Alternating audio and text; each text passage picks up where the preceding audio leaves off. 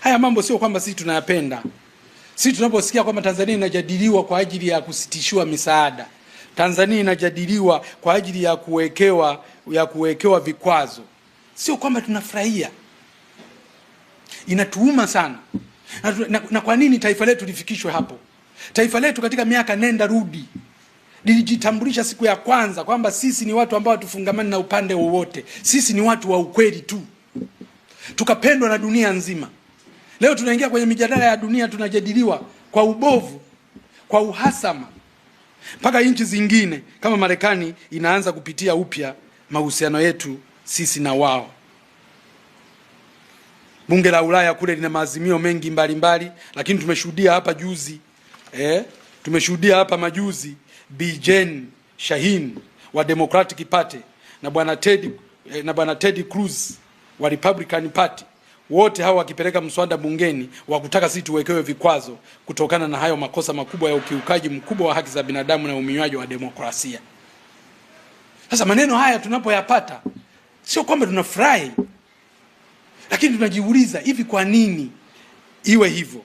Na maelezo ya waziri wa mambo ya nje na ushirikiano wa kimataifa Balozi Mahamudu Thabiti Kombo kuwa amepeleka barua 25.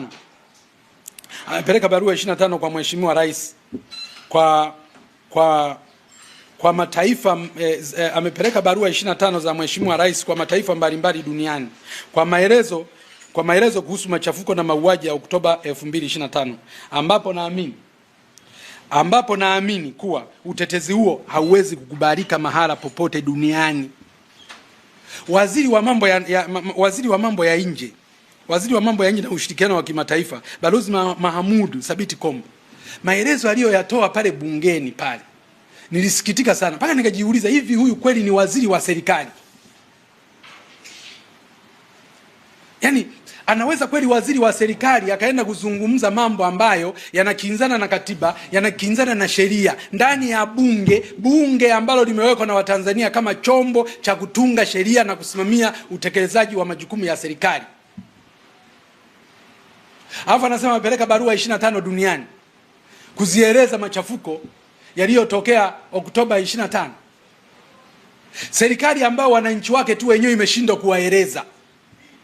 Hao wa kimataifa mnawapelekea maelezo gani? Hizo barua 25 mmeandika nini?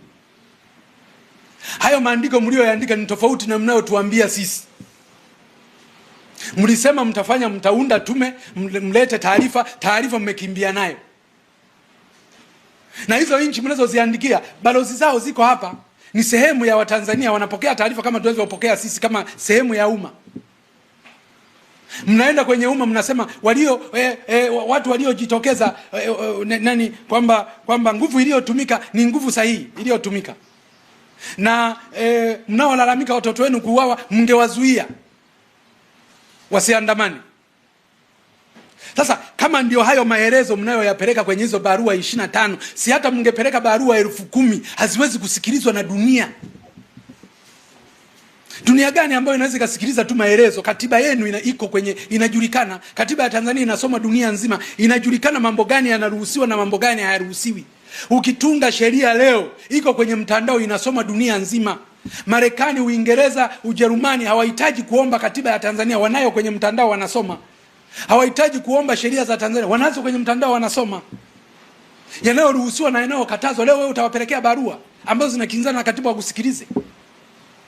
Kwa hiyo anasema apeleka barua 25 sisi kwenye dunia kujieleza. Mimi namwambia hata akipeleka barua 10,000, dunia haiwezi kusikiliza mambo ya kuvunja katiba na sheria za nchi.